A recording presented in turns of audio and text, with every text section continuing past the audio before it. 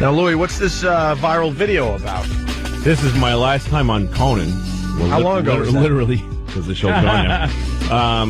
Until they come back. But it was October. And it was soon after the economy imploded. Right. What happened to the economy? That's like you. Yeah. But we're still fine. Yeah, below 7,000. Yeah. Wow. Yeah. Who thought we'd see that? On the very Dow. confident with the Obama Come on. economic package. It's the AIG thing this time around. Oh, is it? Yes. The Dow Jones going down doesn't mean the economy's bad. No. It just means rich people are losing some of their money. That's all it means. It's not a sign. But anyway, so the economy was tanking, and I had been doing this material about it, and so I did Conan and did this set, and when I did it in October, it really hit a chord, and it started to go viral. It got up to like 300,000 hits in like 3 days. Wow. And then NBC took it down off of YouTube. Why? Because they're very smart. They're very savvy. This is the thinking. There's a video out there that's being seen by people who don't even watch the Conan show. It's raising awareness of NBC and Conan for no money. It's not costing a dime. Remarketing. And it's going to people that want to see. It's not like forced marketing that doesn't work. Right. It's targeted marketing, and it's working. People are seeking it out. Got to take it down. Yes. Now. Get rid of it. Get rid of it because they're not controlling it. They gotta understand what's going on out there. They're the dumbest people alive. It is amazing how stupid. Who gives that order? You know what? At Letterman, if he does an interview and something interesting happens before it's on the air, Yeah. they put it on YouTube. They put a little ad on it. Yeah. But they also put it up at the best resolution. Like if I go look for a Letterman clip on YouTube, I go to the CBS one that they put up because they put up I'll watch the ad to see it in high resolution. They put out before the show is on. And then that night everybody watches because the YouTube video. But on Conan, this one little interview just starts exploding, and they took it down. And then it was gone for like the whole year for November, December, and January, and now, and then somebody stuck it up on, I think, Spike TV or something, and it started to gain interest again, and so somebody reposted it. I mean, I'm sure they'll take it. I'm sure they'll take it down now. Yeah, but it's exploded. It's gotten this huge, crazy amount of hits. It's up to like close to 1 million. One of them. There's two up. One is like up to 250, and one's like it's like 750 now, I guess. Right, that's awesome. And it keeps coming from all these different angles and stuff. You hit a nerve with your stuff. Huh? Yeah, and it's interesting because it's these different groups of people, because some like real sort of anarchist hippie people go like, yeah, screw capitalism, which is the essence of what I was saying was that I'm glad capitalism is failing because it wasn't working anyway. But then this guy, oh God, I'm trying to remember his name now. Kevin Levine, is that Levin? He's an ABC Radio, really huge conservative talk show. Rush Limbaugh? Mark Levin. Mark Levin. He played it on his radio show and the whole thing. And then it came on and said, this guy is right on the money. He is, yes, the Obama administration and the liberals are saying things are bad and they're not. And he turned it into this whole... So I started getting all these emails from conservatives saying, yes, you're one of us. And like it's on Christian websites and all this stuff. Hysterical. And then I got invited to this huge conservative thing. Not this. It's a thing though that Rush goes to and everybody goes to. It's not that hearing doctor. It's this big.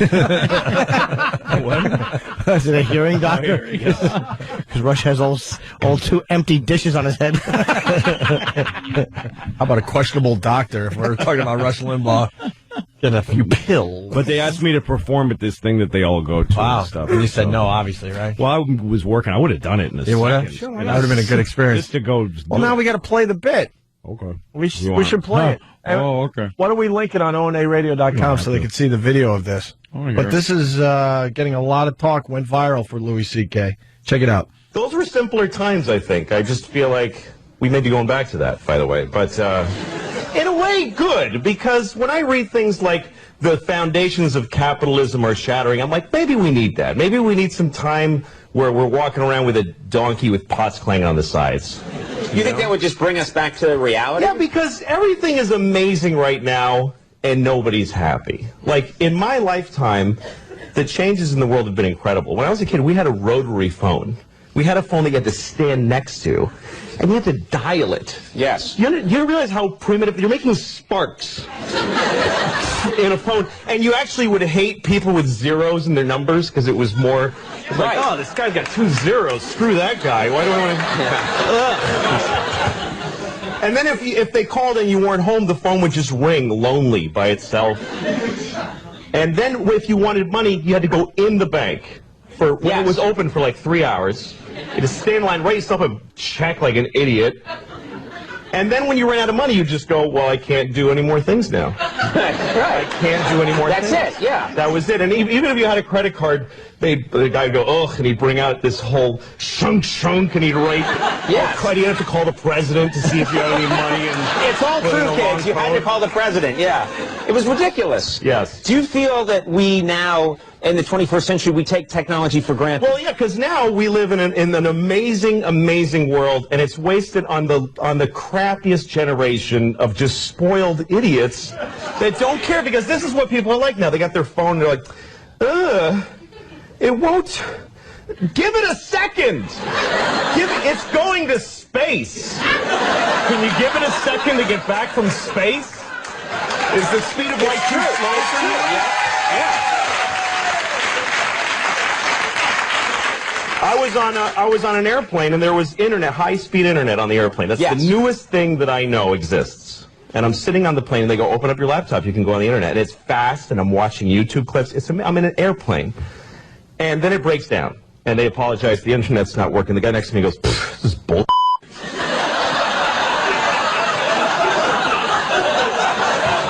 Like, how quickly the world owes him something he knew existed only 10 seconds ago. Right. And on planes,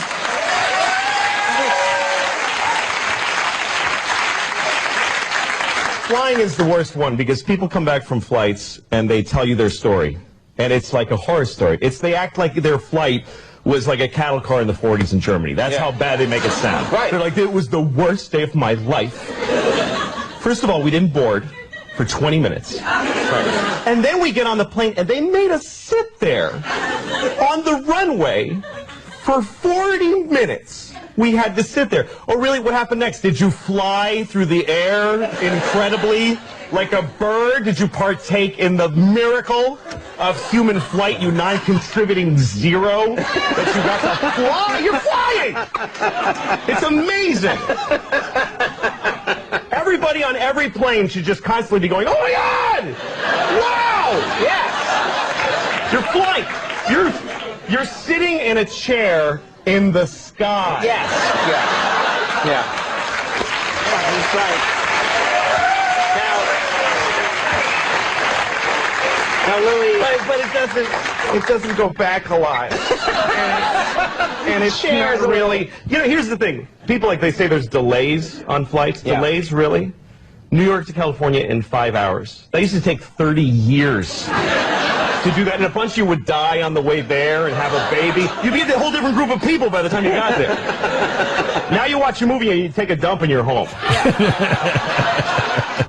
Hey, there you have it, Louis C.K. That's brilliant stuff, Jesus, Louis. Man. Thanks, man. Very nice. That thing is viral, like we were just talking about. It's popping up all over the place. That is so goddamn funny. I want to curse. Yeah. It is so goddamn funny. Thanks, man. Right on the money. God, how spoiled. Well, just entitled. We're spoiled, entitled little babies. The thing is that people expect things to, who owes you a perfect day as a consumer? Yeah. Who owes you that? People think it's in the Constitution that they just have a clear signal without any interruptions.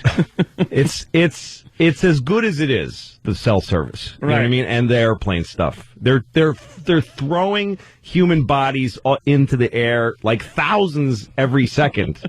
There's thousands of airplanes in the air right now. And then they it's amazing what these people do. And Sully, by the way, this guy who lands this plane on the Hudson and he's a hero, and then the passengers meet him and cry and show him their ugly babies and say, look, this kid's not an orphan because of your heroism. I promise you, 3 minutes before he did that, they were on the ground in LaGuardia, taxiing around, and he was making his announcements, and everybody in the back's going, "Oh, could he shut up? I'm on the phone. Drive the bus, you douche. Nobody cares what you say." And they don't even give him the credit, because I've had people say to me that he was that it was a miracle. That's what everybody says. Yeah. It was God's hand.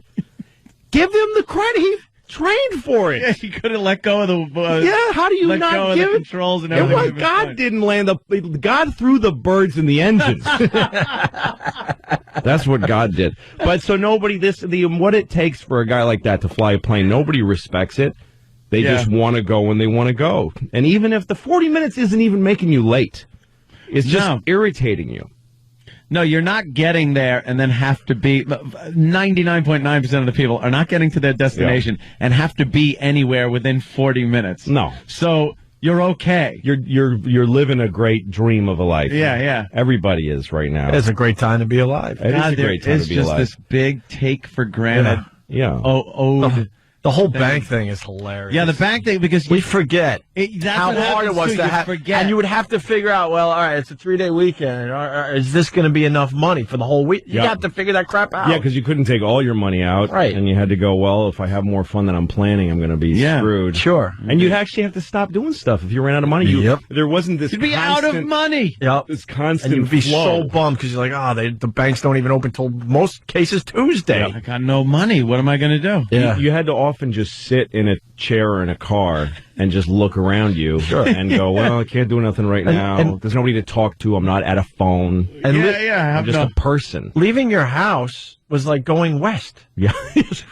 Seriously, you left your house and you were just out of touch with everybody. You didn't know what was You going to hope happen. that the people you said, well, meet me at this bar at 5:30 are going to show up or whatnot. That's you when can check up on anybody. This stuff is great. This technology is great. And I've read like comments on YouTube where people say that this guy's a primitivist. This word that means that you hate technology. You're a primitivist. Yes, that's not the point. The point isn't that technology is bad for us. The point is that it's as good as it is, and people have to stop. People are so miserable. People spend so many hours poring over their products and then throwing it away and buying another one. Like, it's so far from the basis of, like, being a human being, which is like, I'm going to freeze this winter if I don't make money and buy these certain things. Right. You know, like, it used to be you worked at a button factory and then you took your button money and you bought some lard and bread for your kids, and then you save a little money so you could buy your kid one wooden toy at Christmas. But now the toy is an exploding robot that gives you an enema, and it's and you buy it for your kid before you buy food. Yeah, that's the first thing, and you buy one for you, and then you go, this thing sucks, and you get mad at it, you throw it away and buy another one. Mm-hmm. And there's this incurable, there's just this misery everywhere. People are miserable. Very few Americans are, like, content. The phone? You're absolutely right, man. I'm just agreeing with it. Yeah, the phone thing is really funny, too. Because you also forget that people would call your house and no one's there, and they couldn't leave a message. No, what if they had something really important? You have to, like, sync up now for that important info. Whole friendships that wouldn't exist without the ability to connect that much. Because you'd call somebody, and the phone would ring with a dog looking at it for a few minutes. And then in the room the phone is in, like there was a room that the phone lived in. Yeah. It was away from the TV. Phone. It was the phone. You called it the phone. What was the last time you said who's on the phone? Somebody's on his phone, or somebody's on my phone. And you would know, based on who you called, how many rings before you realized they weren't home. Like some people, 2 rings. If that thing wasn't up, it's like, 3rd ring, I don't think he's home. But then, like, grandma, 10 rings. Yeah, you picture her the sliding door. Oh, she's got to get, feebly walk somewhere. Yes.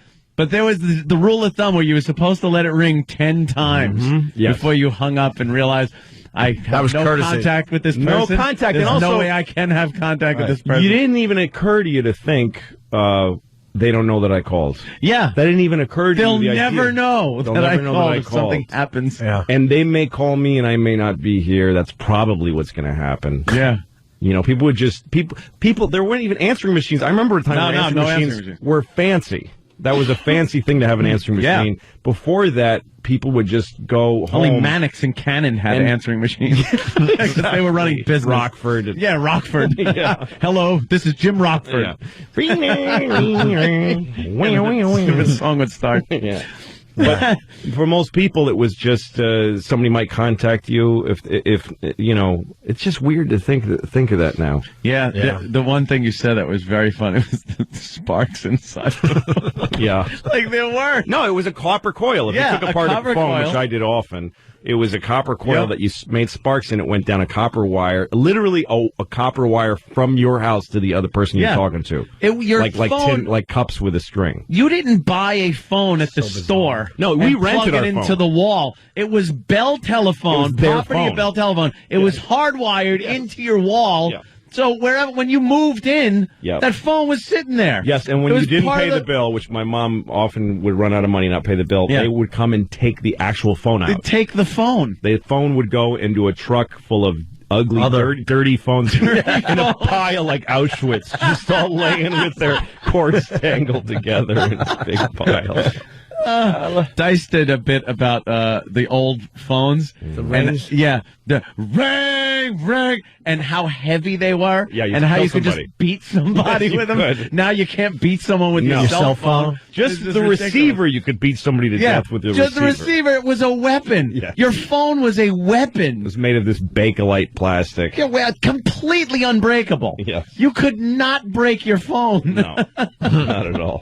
Although that cord would constantly, the worse you stretched it, the longer and more unwieldy it got. And it was a Garrett. It was another weapon. Yeah, it's a Garrett. You could choke it because that thing would never snap. No. You could break a lot of stuff with that long phone cord. You'd pull it into a bedroom and slam the door on the cord to get your privacy. The thing is, the things people are impatient about, too. It's like a guy standing on a street corner, furious because it's taking a little while to load a picture of Axl Rose on his phone for him to look at for a second to remember what the guy looked like for a second. Oh my God! Look at fat Axl Rose now. Yeah. What's he look like now? I took out. It's taking too long. I took out half of Anthony's ex-mother-in-law's house with the long phone cord. With the long phone cord she used to have.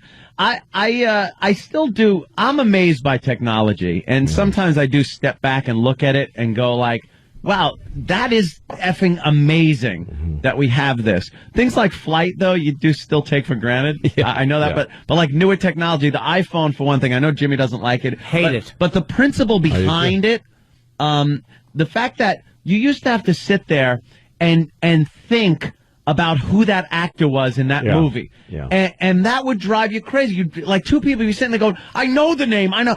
And for a half hour, an hour, you could not concentrate on anything else. And now you're like, hold on, IMDb, boom, it was this movie this year, blah, blah. Ron Jeremy. All your Ron Jeremy. You have answers at your fingertips now.